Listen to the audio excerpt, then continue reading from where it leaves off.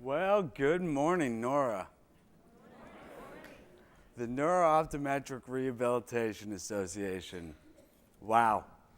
It's quite a leap from a coma less than 3 years ago. It's a pleasure to be speaking to you all because for the past few years, neurorehabilitation has been what my life has been all about. So before I dive in, I want you all to know that I plan to make parts of the video of this presentation available online to spread the word about the important role of vision therapy in neurorehabilitation. So some of the concepts I'm going to talk about, many of you may already be familiar with, but bear with me because I'm also speaking to everybody out there in internet land. So as I got better, my friends began to call me Mr. Bounce from the old children's book because I seemed to bounce right back. But as you see today, it was way more of a haul and way less of a bounce. Cavin Hall just didn't have the same ring to it.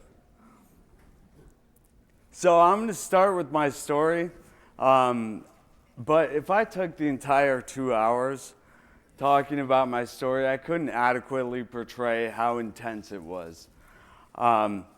I'm going to focus on my initial state so you get an idea of where I as a patient have been, and then I'm going to breeze through a lot, but just know it was not a breeze. I want to make time for what I really want to talk to you about, which is my exploration into neurorehabilitation and brain plasticity, what I've learned along my long road to recovery, and how I now intend to help others, and I would love to work with this community to do so. So, on May 8th, 2011, I fell 20 feet from a water tower on a rooftop in Brooklyn. I hit the front of my head on the steel scaffolding on the way down and the back of my head on the concrete rooftop. And this is the actual water tower. I was rushed to the hospital where I was intubated. Basically, they put a tube down my throat that would pump air in and out of my lungs. It breathed for me because I was unable to breathe on my own. Now, the fall happened on Mother's Day of all days. My mom got the call at 4:30 in the morning. I don't think it was the call she was expecting. She was by my side in hours. I owe my life to her. I guess everybody owes their life to their mother. I mean, she didn't give birth to me, you know. But I know how lucky I am to have such an incredible mom. So when she arrived, this was the list of my injuries. I had a bruised and swollen left eye. Luckily, the actual orbit was okay. It was bloodshot, but it was all right. I had a fractured right ilium and a fractured right sacrum, which are both hip bones. I had 3 cracked ribs on my left side, a nasal fracture, and lacerated or deeply cut left kidney, and both of my lungs were severely bruised. Now, the chief concern at this point was my inability to breathe. They were suctioning fluids that I had aspirated from my lungs every chance that they got. And as far as my head goes, the CT scan showed that I had a bruised frontal cortex and a subdural hematoma, which is blood gathering in one of the outer layers of the brain. Now, as long as this list was, there was nothing on it that should have prevented me from waking. So they tried to wean me off of oxygen to encourage me to breathe on my own. Now, the tube that they had down my throat was a soft plastic one, and my involuntary reaction was to bite down as hard as I could, which of course stopped all oxygen from getting to my lungs. So my blood oxygen desaturated to 60% of normal. Now, before this, the medical reports state that I'm moving all 4 extremities, and after this event, they note that I'm no longer moving the left side of my body. So the doctors realized that they weren't getting the whole picture, so an MRI scan was ordered. And here's what they found. The neurologist came in and told my mom, well, we know I won't wake. He has a severe diffuse axonal injury. And my mom was like, what's that? And apparently the neurologist just shrugged his shoulders and said, you get what you get, and closed my case with neurology. So my family did what anyone would do, and they consulted Google.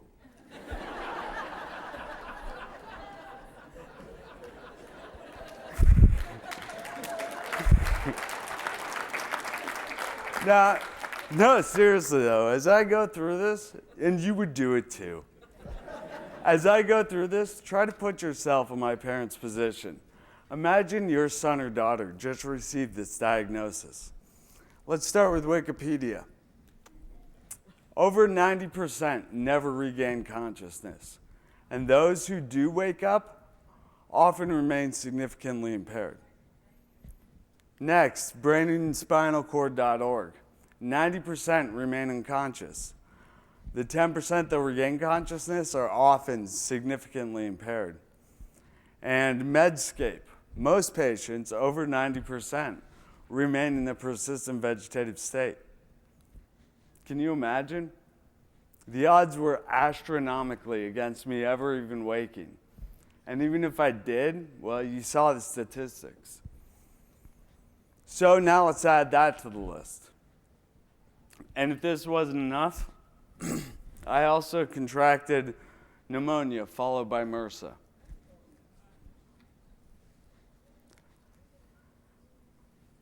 I look at this list and imagine my mom hearing this rattled off daily.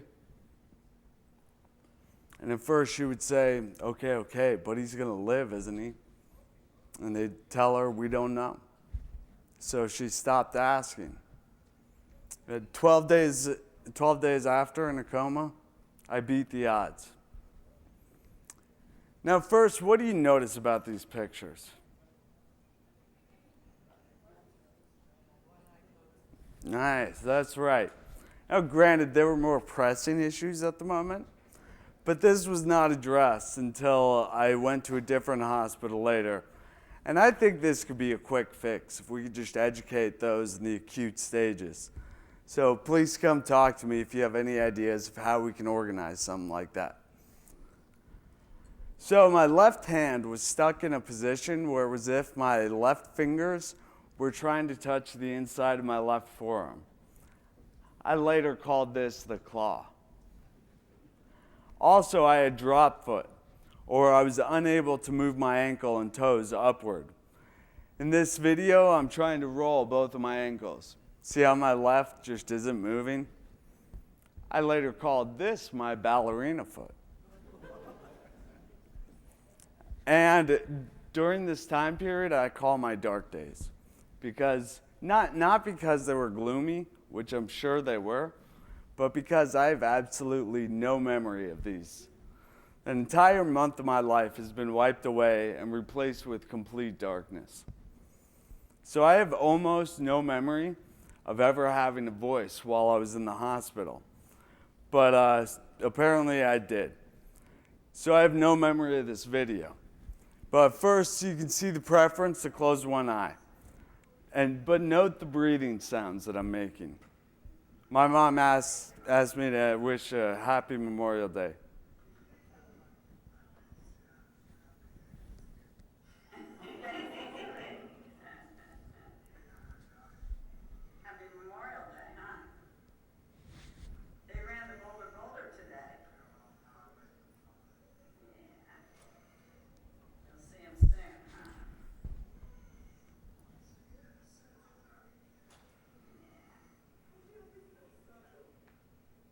So you notice how difficult it is for me to breathe in that?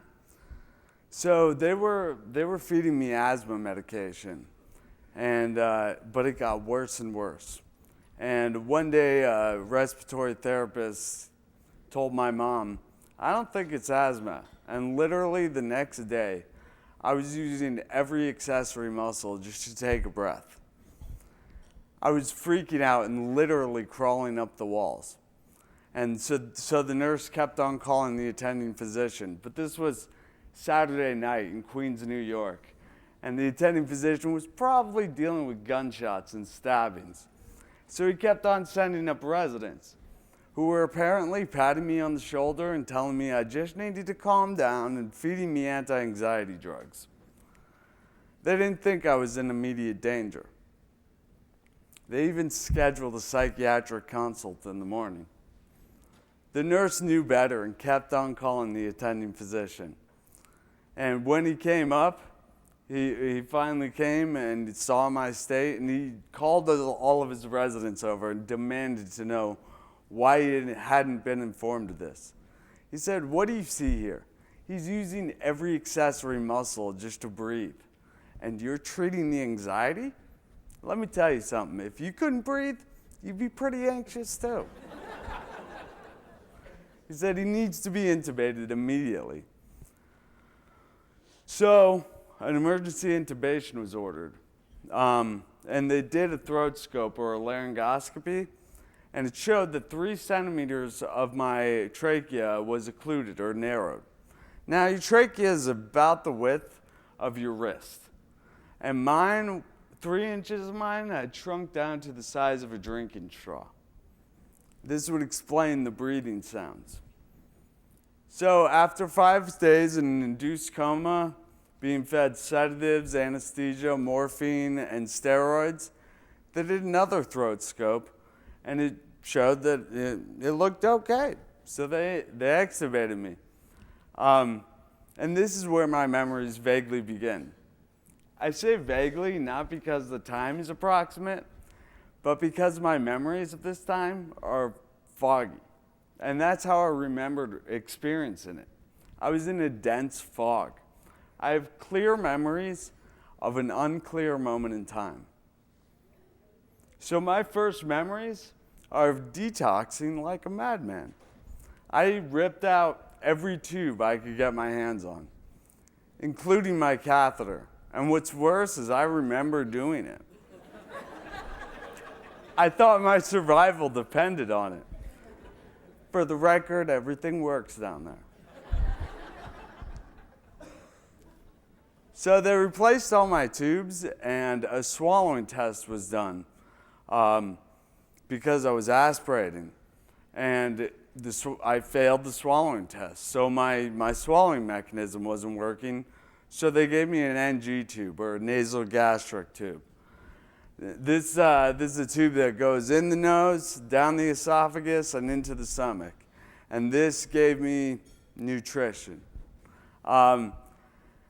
So then, right after that, I was transferred to Mount Sinai with the NG tube. Mount Sinai Hospital is a great hospital in Manhattan. I'm very thankful that I was able to go there. So I remember when we first got there, we sat down with the physiatrist, and he said, "You know, we're in the business of taking tubes out, not putting them in." This made me happy, but within 2 days, I developed breathing problems again, and they gave me a tracheostomy immediately. The steroids must have shrunk the swelling in my trachea, and as the steroids wore off, the swelling returned. So tracheostomy is normally done by placing a tube underneath the stenosis and to allow someone to breathe through the tube, right? For me, I had 3 centimeters of my trachea was occluded, so there was no room to go underneath. So they went right through. And I could no longer talk at this point.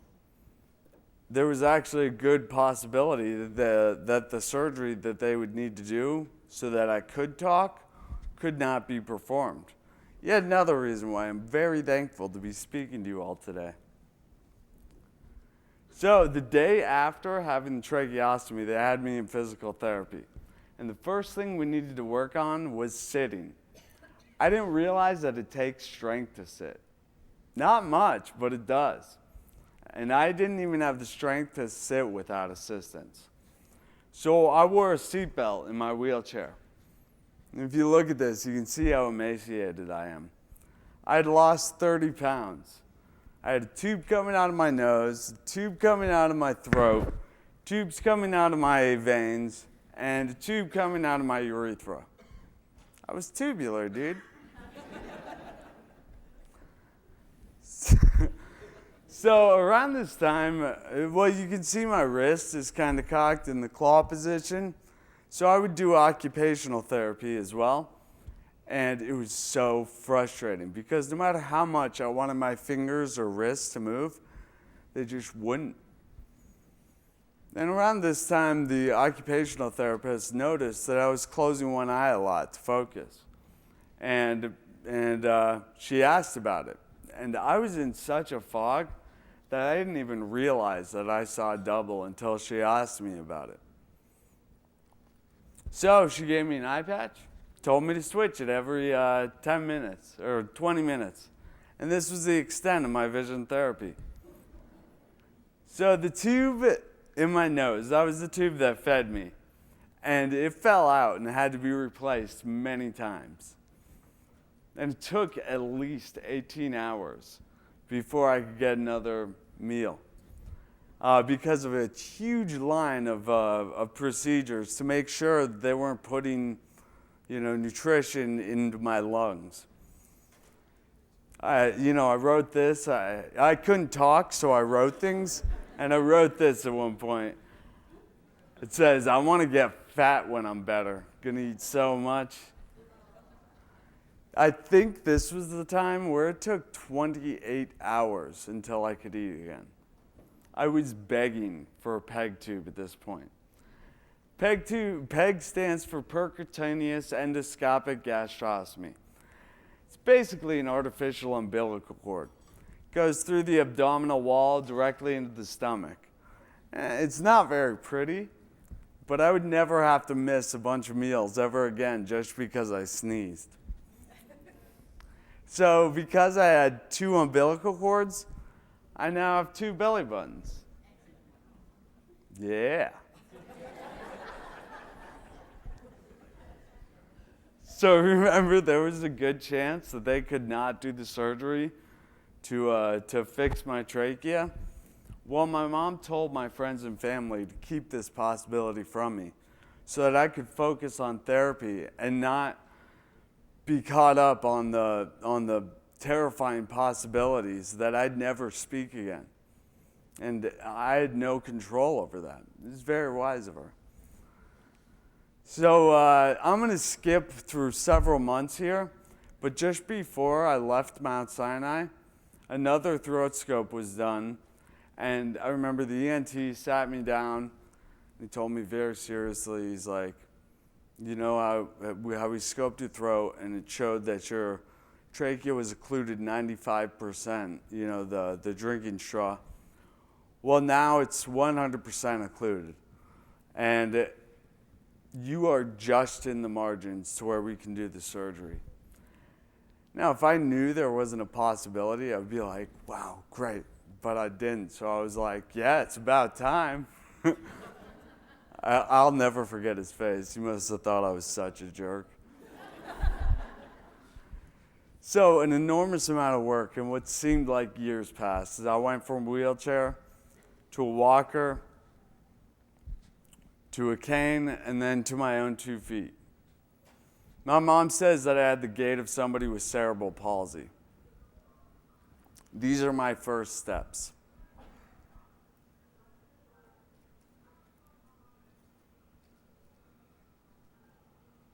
I'm not winning any marathons. And this is the day before I was to have the tracheal resection surgery. And this is the day of the tracheal resection surgery. I'm obviously pretty excited. I took my first steps the day before, and if this surgery worked, I would be able to talk again. And if it didn't, well, I wouldn't be up here speaking to you today. So tracheal resection is a surgery where what they do is they sawed my trachea on either side of the narrowed section and then removed the occluded part and sewed the 2 ends back together. So if you feel your windpipe, you can feel the rings of cartilage. They removed 4 rings of cartilage from my windpipe. They slit my throat to save my life. I remember the chief surgeon came in to ask me how I was doing, and I mouthed that I'm okay, because that's how I had communicated for months, by mouthing words. And he said, you can talk. Go ahead, talk. So I did. I said, I'm okay. Then I'm like, really? That's my first words in months? That's all I could come up with? But really, now that I think of it, those are very appropriate first words because I am okay. So before I left New York, I was assessed by SUNY Optometry. And I'm not too confident in my understanding of some of this, but the bottom line is that I was assessed with diplopia and prescribed a 7 base down Fresnel prism to my right lens. I would have begun therapy, but I was to leave New York in a week. So now I could see single with both eyes. And I had depth perception, which was fantastic. But I gotta say, I looked a lot tougher with an eye patch and a tracheostomy. Somebody photoshopped this picture for me. I wonder, it makes me wonder if pirates had diplopia. And if so, I bet you it was because of a brain injury. So before my brain injury, I made my money bartending so that I could play guitar and sing in bands. I started a business renting sound equipment so that I could surround myself with music. But when I woke from a coma, I had no use of my left hand and barely any voice and then no voice. So for months, I worked really hard to regain movement on my wrist. And any OTs out there, it was great what they did. They custom built a brace that would slowly elevate my wrist bit by bit over weeks and months. And, I went from completely toneless to here, to here, to here. And as soon as I could wrap my hand around a guitar, that's what I did. So this is my first recording, which was several months later. So I was even worse than this.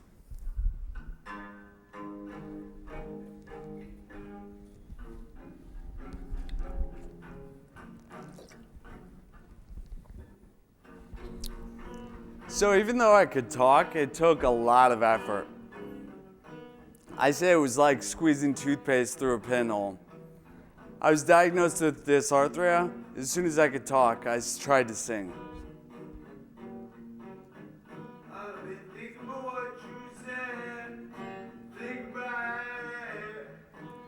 At least I got soul.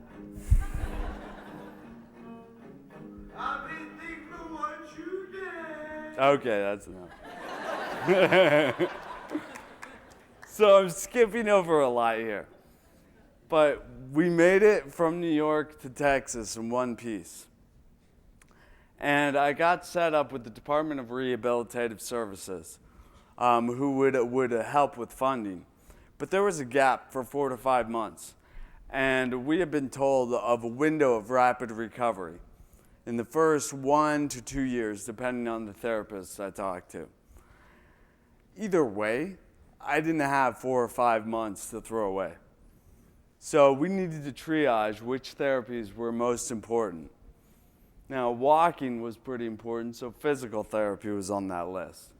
In fact, the kind of therapy I did was aquatic therapy. I had to relearn how to coordinate everything. Like a toddler relearning how to walk. The thing is, a toddler doesn't have that far to fall. As an adult relearning how to walk, it's important to have a safety net, and the water made for an excellent net. Now, my mom insisted on vision therapy, and I did not see it as a priority. Really? Not even a gasp from a room full of optometrists?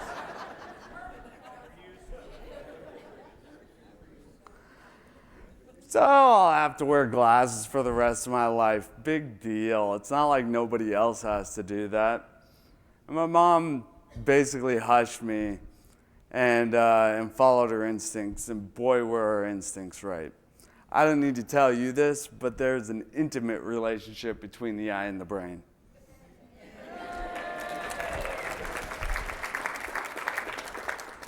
So this is what I see without glasses. Take a look at that. Don't take your eyes off. Just stare at that for a while. It's hard, right? No? Nah. And it's hard for visual and psychological reasons. Your brain's constantly making predictions. So when it sees double, the ocular motor reflex kicks in to orient your gaze to see single. But it doesn't work with this picture because there actually are 4 eyes, right? So it kind of hurts your brain. All right, I'm going to take her away, but you can get an idea of how potent visual stimuli is to the brain and attention. Along with brain fog, this has a doubling effect. And yes, pun intended. Ha ha. So vision therapy was expensive, so my mother borrowed the money in order to get vision therapy. And about a month after arriving in Texas, I went to see Dr. Denise Smith at the Center for Vision Development. And she mostly works with children, but she accepted me as a TBI survivor. And this was about 2 months after the SUNY report. And what Denise found was that already I had deteriorated from the need for a 7-diopter prism to a 9-diopter prism. In fact, she said I was eating up the prism, meaning more of a chance that she gave my eyes and brain to be lazy, the more they liked it. She kept me in the 7 prisms and we started therapy. And I didn't like this because I saw double at times and I was admittedly skeptical that vision therapy would be very effective.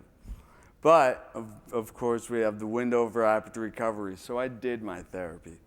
I vowed that if I don't get better, it would not be for lack of effort. So we worked on a lot of stuff in vision therapy. Did eye stretches, exercises to work on convergence and divergence for stereo vision or seeing in 3D. And what I now find very interesting is the use of vestibular therapy to address the primitive reflexes that I showed. As you know, primitive reflexes are reflexes that infants are born with. And as the brain develops, these reflexes are suppressed. Mine had resurfaced after my brain injury.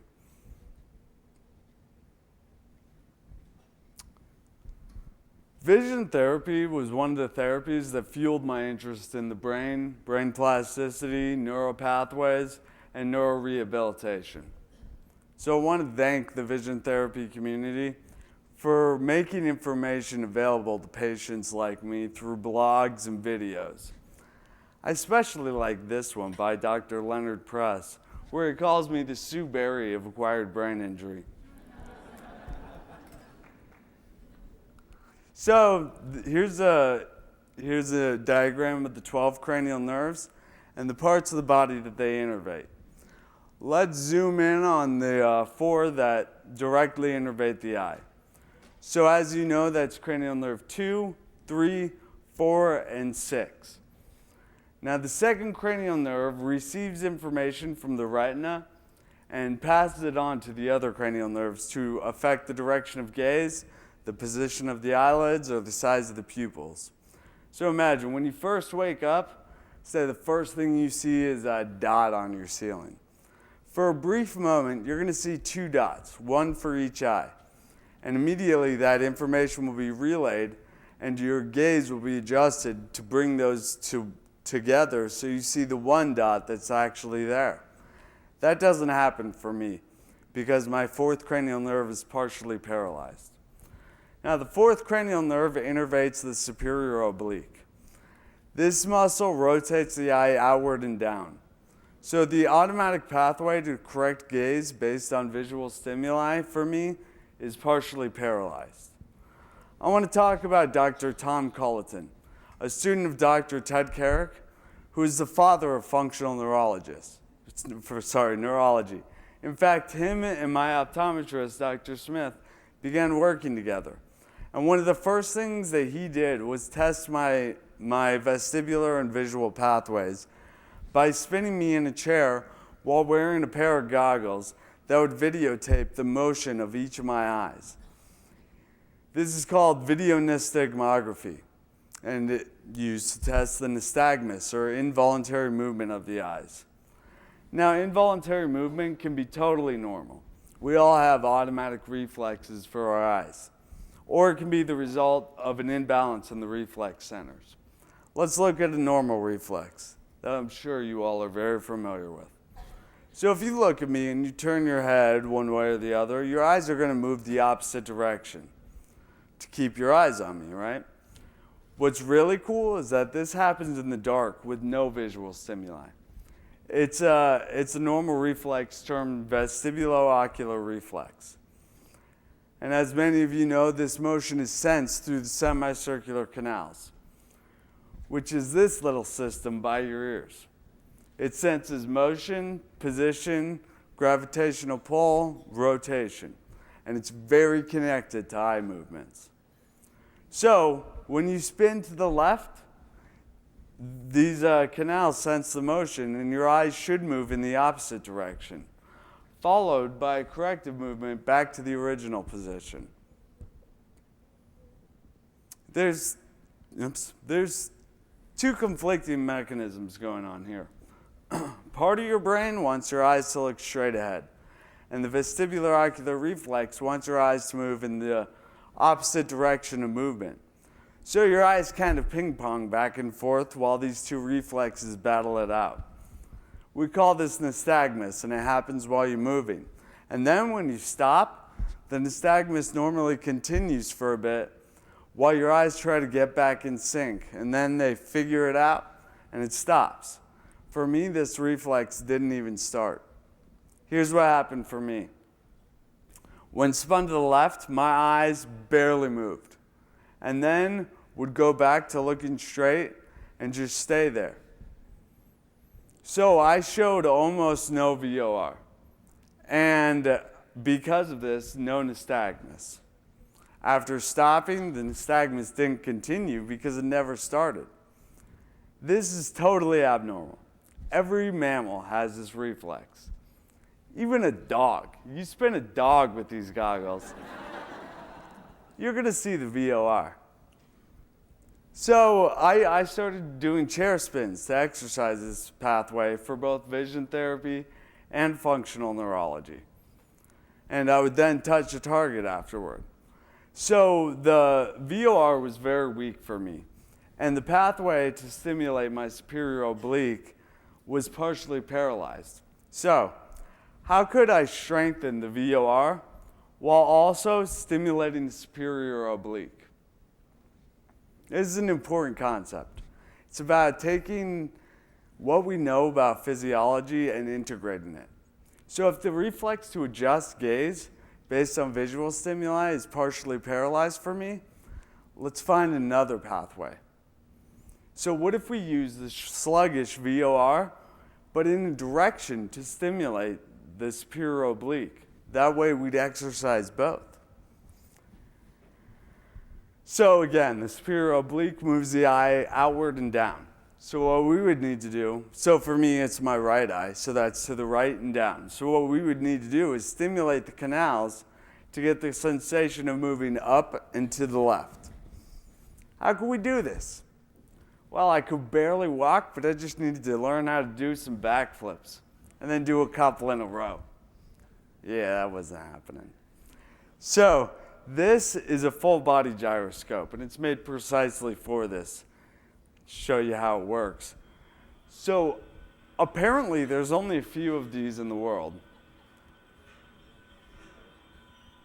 And I don't have buku money laying around, so this isn't really an option either. So what if we integrated vision therapy, functional neurology, and aquatic therapy? Now this is a prettier picture than one of me doing backflips, but that's what I did. I did backflips in the pool. This would exercise the VOR and the pathway to my partially paralyzed superior oblique. So here's the theory behind this. This is a picture before doing the flips. Notice how the right iris sits higher than the left. You can see the white, let's see, where's the button? You can see the white underneath this iris, but not underneath here. So here we go. First, let's color the pupils. Then let's estimate where the eyes are. Let's throw a grid on them. I look awesome like that. And then that's what we have. Now let's even those out. And red eyes just look demonic, so let's go back to black. And let's put them over here. So these are my eyes before doing the flips. Now I flipped backwards and to the left because the VOR should tell my eyes to move down and to the right, or in the exact opposite direction, or in the exact direction that my partially paralyzed fourth cranial nerve had trouble with. I got pretty good at this. I was doing like 10 flips in a row. Not bad for a dude who could barely walk. So the theory was that by stimulating the superior oblique through one pathway, it would kind of wake up the reflex to automatically orient my gaze based on visual stimuli. And we hoped that my eyes would align more like that. So one day, I'm walking out of the pool, and I realized I'm seeing single. And I felt my face. I'm not wearing glasses. This was temporary, but it was encouraging. So I reported this to my optometrist and my functional neurologist, who told me to try something. After doing backflips, I would read some writing on the walls, but I wouldn't read it forward like normal. I would read it backwards and each character individual. So I wouldn't be relying on word recognition, but actually recognizing each character. So these are the results. Remember, in December 2011, I was assessed at a 9 diopter prism, and by July 2012, I was down to a 4 diopter prism. Now, I kind of plateaued at a 4. In fact, I'm currently wearing a 4 diopter prism, but the VOR got a lot stronger, and my nystagmus came back a great deal. So hopefully you see how important this reflex was for my eyes and brain. Remember, this is the pathway that moves the eyes equal and opposite to the movement of the head. So if the head moves 0.013% to the left, the eyes are going to move 0.013% to the right. And it's the same for up and down. So imagine standing on a vibration platform that oscillates up and down. Now, the semicircular canals would pick up on this motion, and your eyes would move opposite to this oscillation. So it would strengthen this pathway. I started using one of these every day, and I recently began doing vision therapy on this platform to train my eyes to do convergence and divergence while exercising the VOR. Let me tell you, it's exhausting. So one of the most noticeable symptoms of my brain injury is in my ataxia. Can I ask for a volunteer? Volunteer? Anybody? There we go.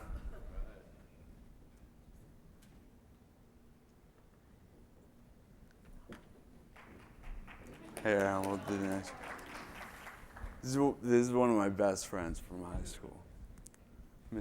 All right. So hold your finger out like that. Right here. Okay. So right here, can you all see that? Here, let's go over here. Move. All right. So with my right hand, it's not a big problem. With my left, what's happening is that my eye sees the target and it tells my hand to go forward, but then I overshoot. And my brain tells my hand to go back. You overshot. And then I overcorrect the correction. And so it's wonky. It's uncoordinated. Thank you, brother. No problem.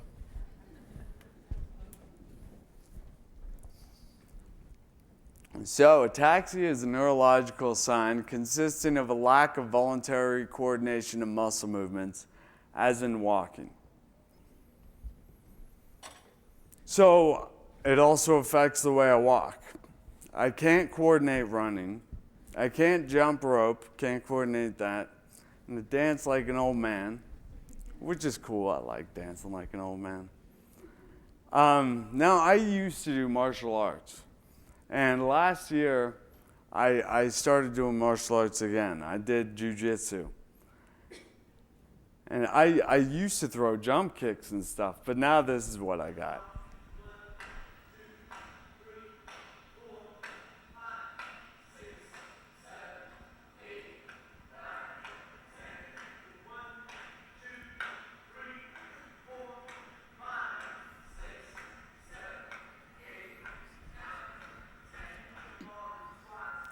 Yeah, I'm still that uncoordinated. I would demonstrate for you, but public speaking is hard enough without demonstrating neurological deficits like a monkey. So please just take my word for it. So the guy who took this video is actually my mom's fiance. And first of all, he's a great man. He was supportive from the minute my mother found out and had to leave for 5 months. To coming to New York and picking me and a bunch of my stuff up and driving me to Texas and then welcoming me into his home. He even gave me work so that I could feel like I had some worth while I was recovering. And then he took me to therapies and he even filmed sometimes. But after he recorded this, he said, "You know, I was watching you doing jumping jacks out there. Boy, you just don't know how to do jumping jacks. I could give you a few pointers." I had to take a deep breath. Several. But really, I don't blame him. I mean, it's not very often that you meet somebody with my neurological condition who's not wheelchair bound or using a walker and who's actually trying mixed martial arts. So, ataxia refers to a lack of coordination of movements. But I also have dysarthria, which is slurred speech. And I think that these are related. Here's why. I slur, I stumble, I have terrible balance. Do you think I'd pass a roadside? So booze affects the cerebellum first and foremost. And roadside tests assess cerebellar function.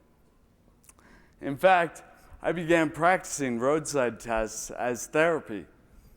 Now, I live in the self-proclaimed music capital of the world, Austin, Texas. Live music capital of the world, Austin, Texas. And so I go to a lot of live shows, right? And just about every time that I go to a show, the bouncer either stops me on the way in or out and goes, "Whoa, man, I think you've had enough." And I have to explain my condition, that I have damage to my cerebellum. So some of you may know about the cerebellum, and some of you may know very little about the cerebellum. But the cerebellum is a key player in every ocular motor movement. It's Latin for little brain, but with 3.6 times as many neurons as the cerebral cortex. That's excluding the brainstem, that's 75% of neurons. That's more than that. It's kind of unbelievable. That little guy has 3.6 times as many neurons as that big guy. Yeah, I had to find out where they came up with this number. So I found a study. A neuroscientist by the name of Susanna Herculano-Husel came up with a very cool method to measure neurons. Basically, she dissolves everything but the nucleus and then counts how many in a solution. She turns it into what she called soup. Neuron soup, I guess. And counts the neurons on it and able to measure neurons. And it says right here, on average, a ratio of 3.6 neurons in the cerebellum to every one in the cerebral cortex is maintained across 19 mammalian species, including humans. With so many neurons, you can imagine how important this little guy is. Originally, it was thought to just coordinate motor control, but we're now finding out that it does so much more. This title says it all. Cerebellar control of visceral responses. As you know, the viscera refers to internal organs. like the cardiovascular system, the gastrointestinal tract, or my number one concern, speaking to you for 2 hours, the bladder. Yes, I do have less control over my bladder. And no, I do not wet the bed. It's not that big a deal. It's just when I have to go, I kind of have to go. So as you can see, the cerebellum handles coordination beyond just movement. In fact, it is possible that every thought goes through the cerebellum. So yes, the cerebellum coordinates movement, but we're finding out that it also coordinates thoughts. This article is titled "The Cerebellum in Cognitive Processes, Supporting Studies in Children." And it says, a relation of dyslexia and attention deficit disorder, it finds a relation of dyslexia and ADD with cerebellar functions, which is supported by structural abnormalities in neuroimaging. When I think of ADD and dyslexia, I think of uncoordinated thought. And of interest to all you visionaries, ocular motor syndromes of the brainstem and cerebellum.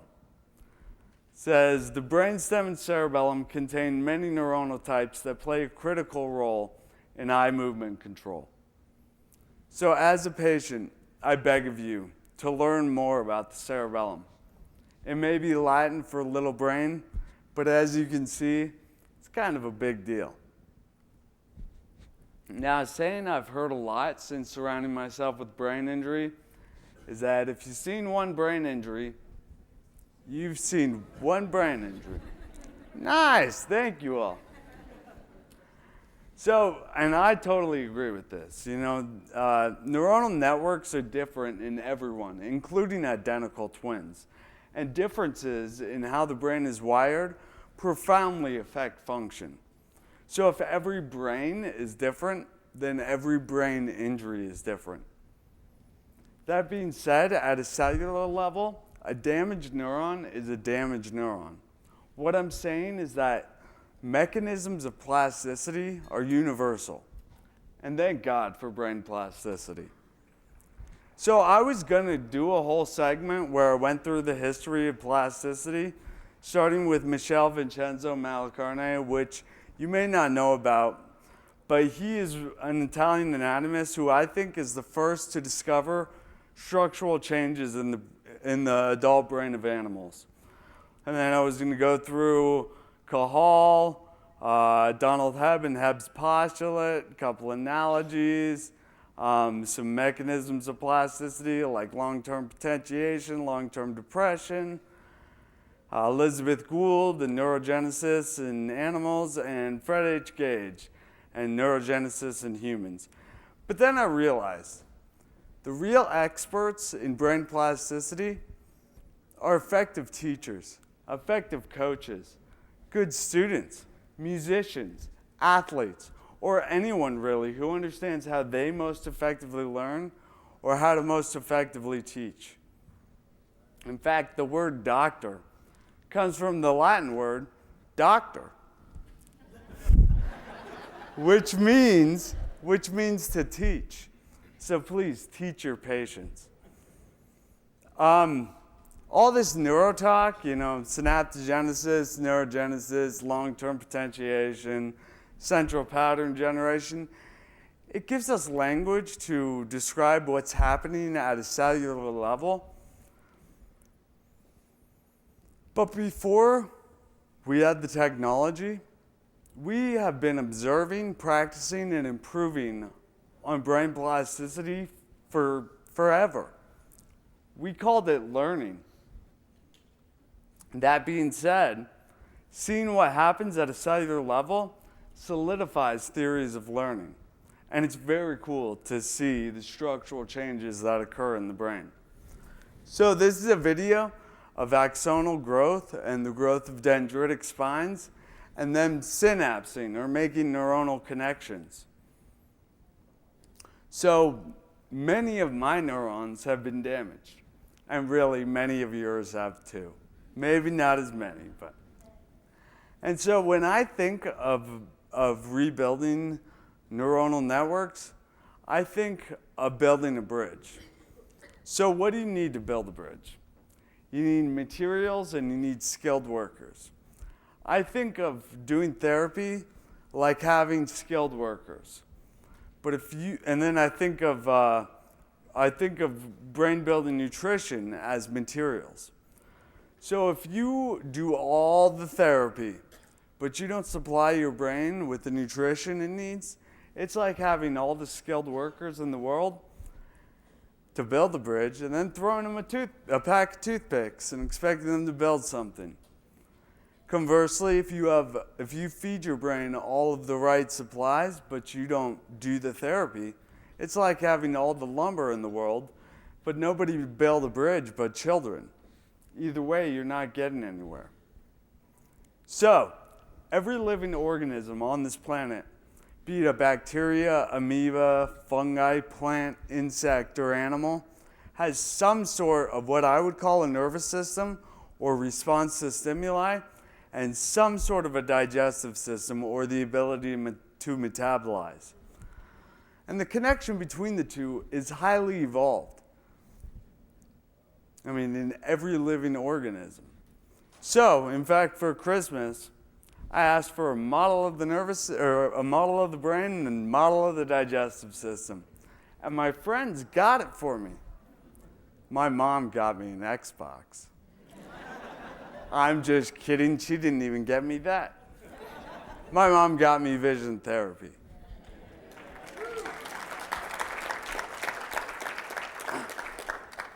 So I could do an entire presentation about the gut-brain axis, or how the gut and the brain are related. But I'm going to try to sum it up pretty quickly. Now, many neurotransmitters, including serotonin, melatonin, and GABA, are all found in the gut. It's called the enteric nervous system, and actually 90% of the body's total serotonin is found and produced in the gut. So, enteric nervous system, second brain are both names for it. And with 100 million neurons, that amount of neurons is comparable with how many neurons are in the spinal cord. So even before we had data to show all of this, we use it in language all the time. Like gut feelings, or my favorite, butterflies in the stomach while you're standing up giving a speech. This isn't really about the gut, but I thought it was pretty funny. It says the human brain starts working the moment you're born and never stops until you stand up to speak in public. So when you're dealing with an inflamed gut, you're dealing with an inflamed brain, and here's why. So about 9 months after my brain injury, I had a blood test done, and it showed that I had low protein levels, which didn't make sense to me because I ate a protein shake every morning, I ate meat with every meal. Basically what might have happened is after the brain injury, communication to my gut, to my body in general, but to my gut especially, was uncoordinated. With the communication between the brain and the gut uncoordinated, it essentially created intestinal permeability, where food particles were able to cross the intestinal lining into the portal vein undigested. Now, normally, foods are broken down into peptides, glucose, fatty acids, vitamins, minerals, or other particles that the blood can recognize and transport throughout the body. So what happens when a whole food particle enters the blood is the blood doesn't recognize it, and it acts the same way it would act if you had a splinter, by creating an immune response and sending inflammatory cytokines to the area. Now, cytokines are known as immunomodulating agents. They're shown to be released from cells into the blood when there is an immune response or inflammation.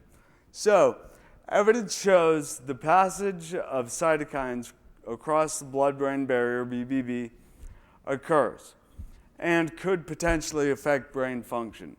So this means that inflammation anywhere in your body can cross the blood-brain barrier, which may inflame the brain. And when the brain is inflamed, output is reduced. So communication with the gut is less coordinated.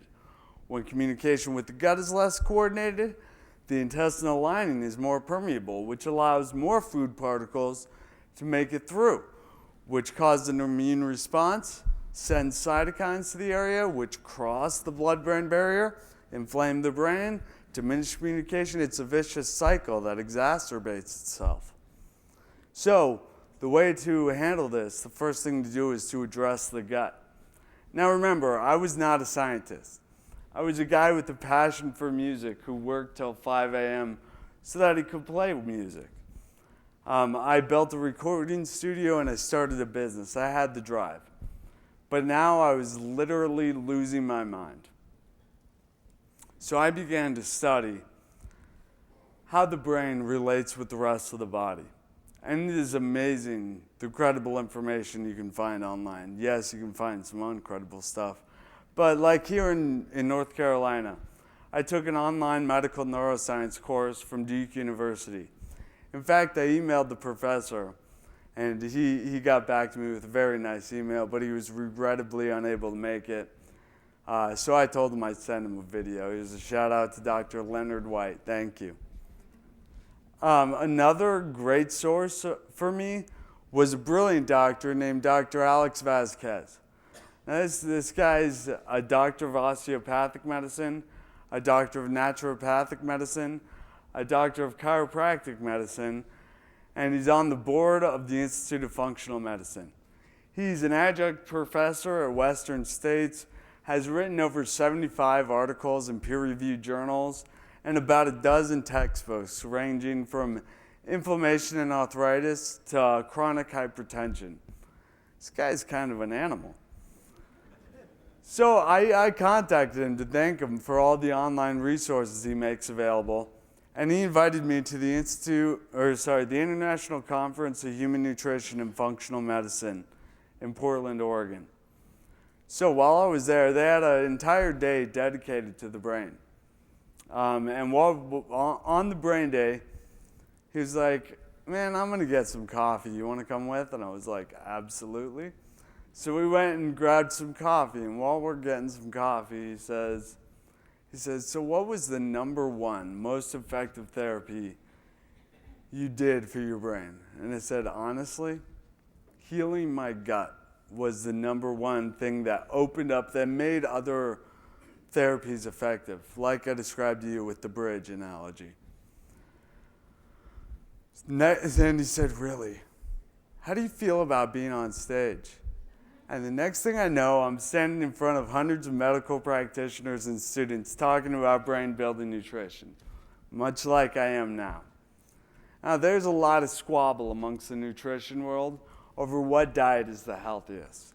But there's one thing that every respectable nutritionist agrees on, and that's real food. So let's start there. Now, there's only one mammal on the... Yeah, you like that? There's only one mammal on this planet that has to try to figure out what to eat, and that is this mammal. We have come...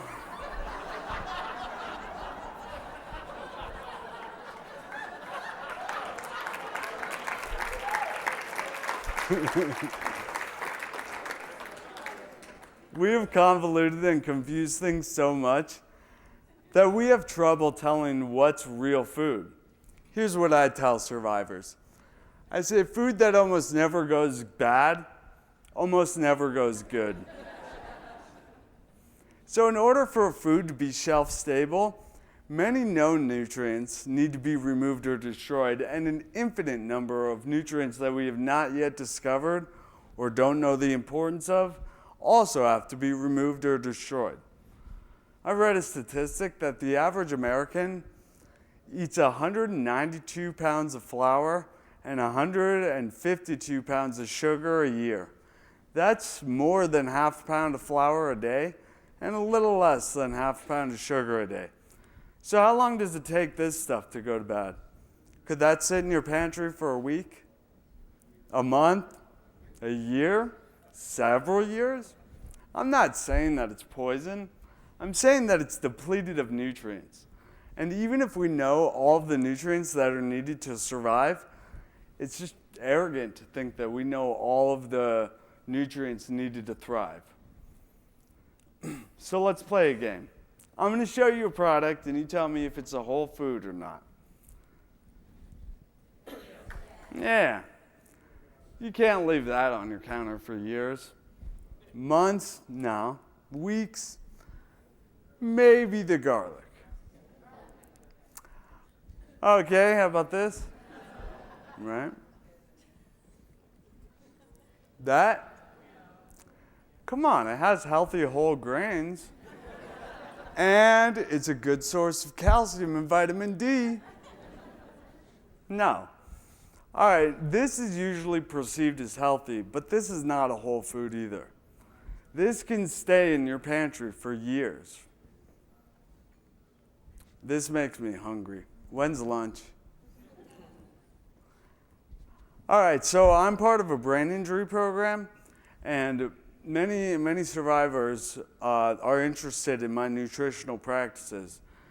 And they say, so you don't eat gluten, right? And I say, nope. And they say, so I should find products that say gluten-free. And I say, no. Because most of those foods labeled gluten-free are found right here. And are not whole foods either. Now, a lot of people are concerned with the fat content here. But fat is not the enemy. In fact, 60 to 70% of the dry matter of the human brain is lipid. And most of that is arachidonic acid and DHA, which are both found in saturated and unsaturated animal fats. Now, these naturally occurring fats are found at each synapse between every neuron in your body, and they facilitate the transfer of neurotransmitters. And now, I know that unsolicited nutritional perspectives, especially those that go against what someone has been led to believe, are very rarely well received. So I'm just going to tell you my perspective. I cannot believe that saturated animal fats, the ones that humans have been eating for hundreds of thousands of years, are suddenly the cause of heart disease and diabetes. My brain craves fat. What about cholesterol? Well, cholesterol is a component of the lipid bilayer of every single animal cell. In fact, every single animal cell produces its own cholesterol. Some make more than others. Yet, some have declared war on cholesterol. Seems kind of silly to me, declaring war on something that every cell in your body produces. Now, like DHA and arachidonic acid, it's found at the synapse between each neuron in the body and brain. And it's important for digestive enzymes like bile salts, and it's the precursor to steroid hormones, which are your sex hormones like testosterone and estrogen. Those are pretty important too. So these fats, on the other hand, are made with heavy-duty machines that were never available before the agricultural revolution. Ever seen how this stuff's made? It's crazy. They have these huge machines that squeeze hundreds and thousands of these seeds in order to get a couple drops of oil. And then it spits out what's called seed cake, which they use in animal feed. If you want to see how this stuff's made, YouTube vegetable oil, how it's made. Or you can go to my website. My most recent post has this. So here's the layout of a small grocery store. And as a general rule, foods found right here are not whole foods, even at Whole Foods. I like Whole Foods, but yeah, they have lots of foods that are not whole foods. And this isn't really grocery related, but I wanted to ask you, what is that? It's a McDonald's cheeseburger. Not a cheeseburger. I don't even think they're that related. And when that picture was taken, listen to this. When that picture was taken, that thing is a year old. and there is not a speck of mold on it. Not a bug eating it. Don't get me wrong, I'll eat something like that every once in a while, but I don't kid myself. If a bug doesn't think it's food, I don't think it's food either. So an injured brain or diseased brain needs supplies, and this is not supplies. My experience with food is that for 10 months, I was in a fog. I was in a dense fog. I was in such a fog, I didn't even know that I was in a fog. I say, how can one tell that it is raining when they are underwater? When I began to heal my gut and focus on my digestive health, the fog lifted.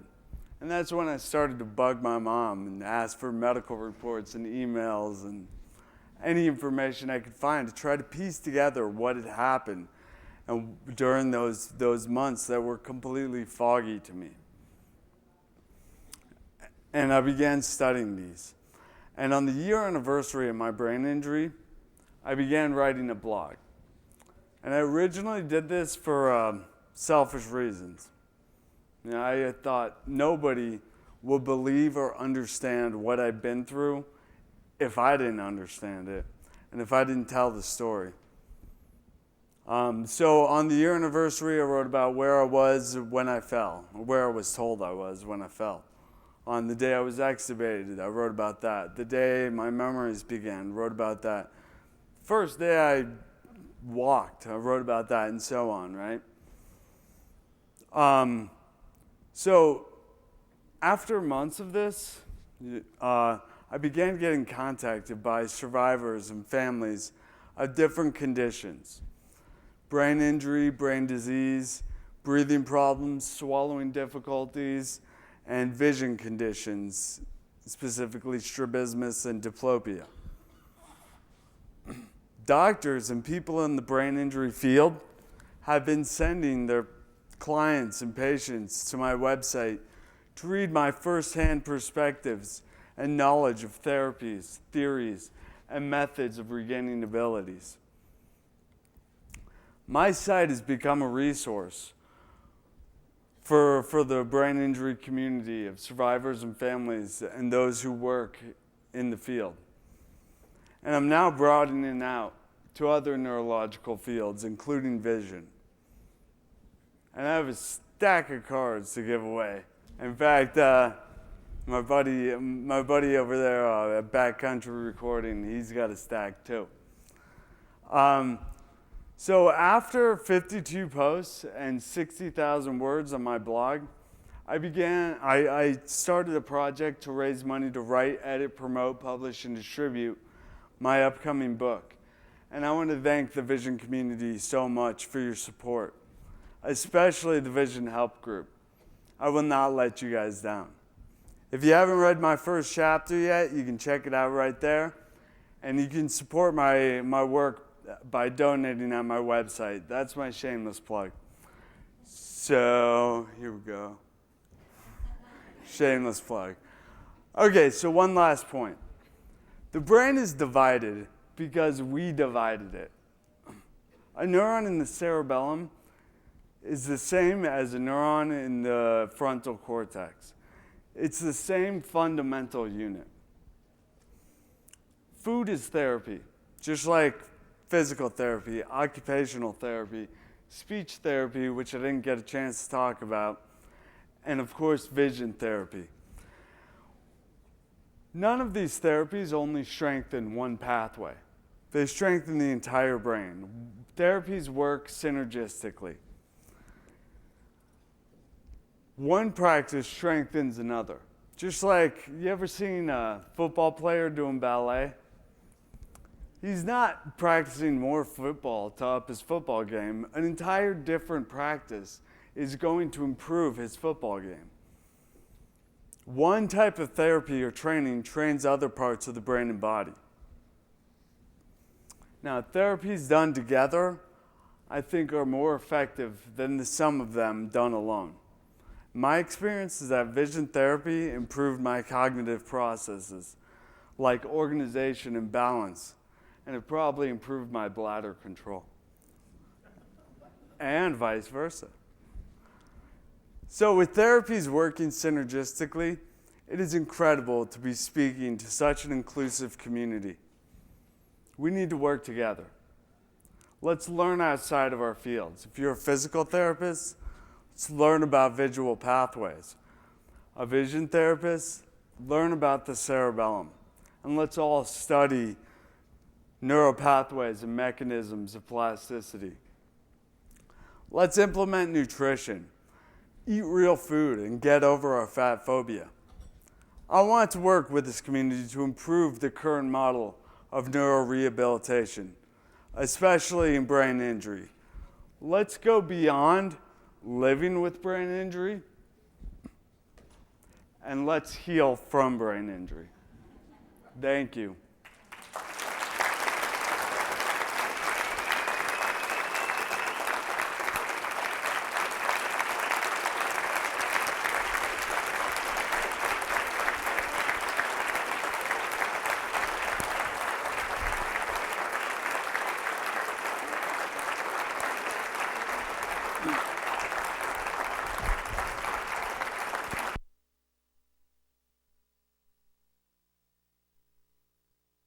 All right, we're going to have a few questions for Cavin, so I'd like to help expedite that.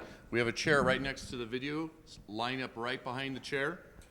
If you have any questions. Before we start the Q&A, I'd like to introduce my optometrist, Dr. Denise Smith.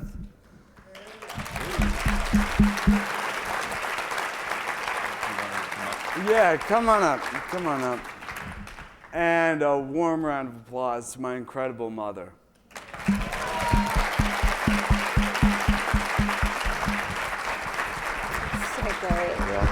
So good. It's so good. I told your mom I feel like a frog.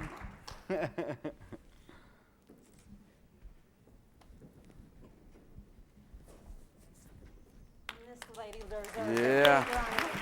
a Big round of applause.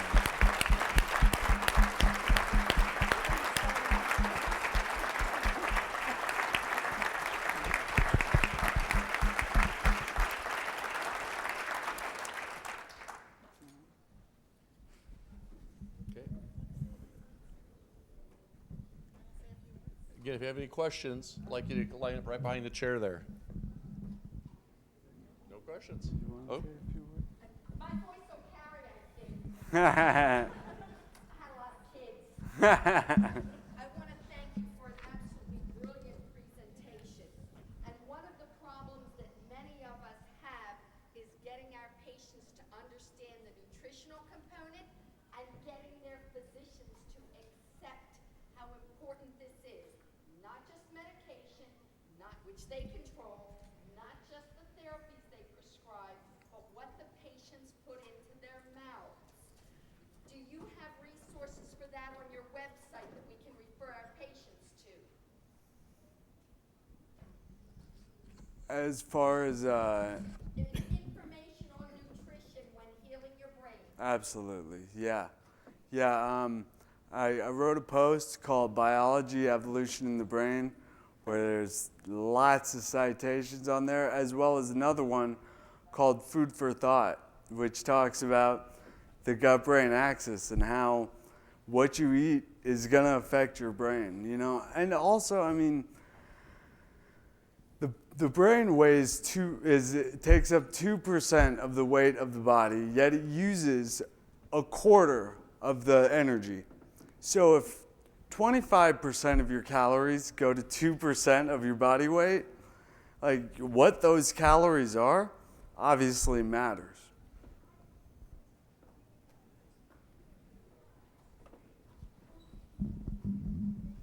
Any other? No? All right. Do you want to say something? Sure, Denise. I just wanted to say, I feel like a proud mom up here. I feel probably like you do. Cavin has been just an amazing patient to work with. And as you could probably tell based on his presentation, he's made me a better doctor for it. You know, coming in to his progress evaluations, you know, the first thing he would say is, "Can I reduce my prism?" And you know, I'd say, "Oh, you know, hold on, let me take the measurements first, and we'll see." And so, just having that motivation, that drive to really want to heal and get better, you know, that's what we all want to see in our patients, because we all know that the motivation is a huge part of having a successful therapy program.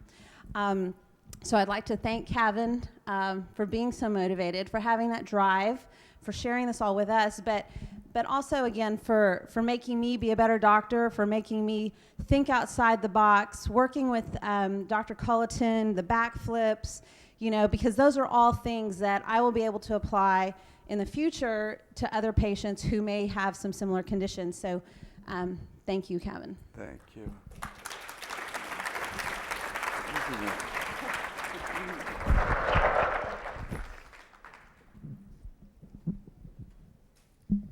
So I was going to ask you, Doctor, you know, clearly, did you have a relationship with his aquatics therapist before, et cetera? And my thought is maybe NORA could invite some of these people to come next year or in future years to get this more mainstreamed across the country, perhaps. I would love to see more partnerships like that. I have a great relationship with my OTs, and now I'm excited to go back home and talk to them about, do you do aquatic therapy, and can we start it? And, you know, things that I hadn't thought of before. So I'm just wondering if maybe we can work to get more doctors doing this work across the board and get it more accepted among the physiatrists and everybody else.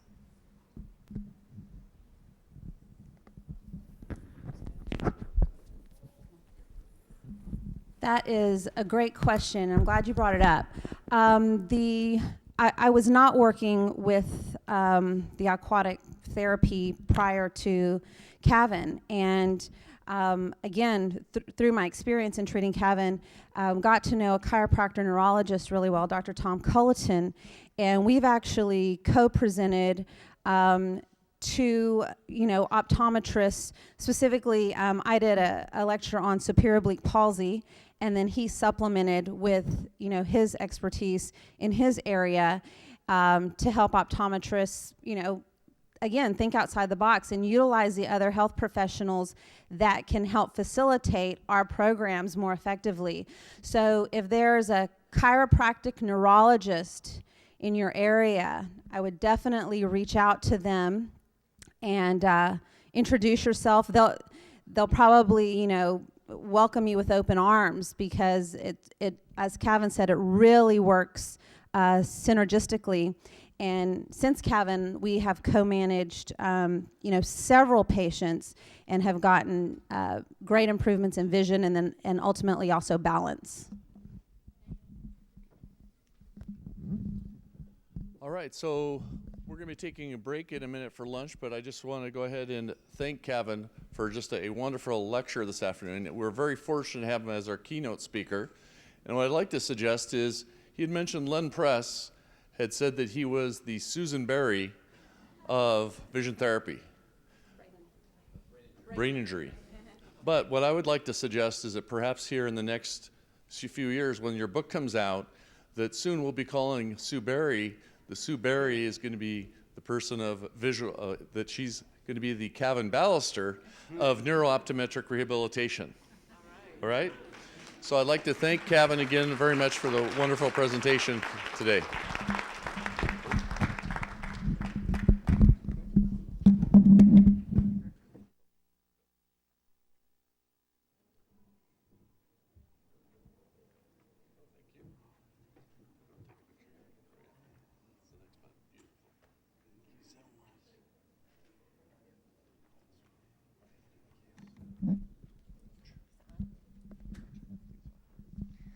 Okay, well, we're going to go ahead and get ready for lunch. I just want to let you know what we're going to do now.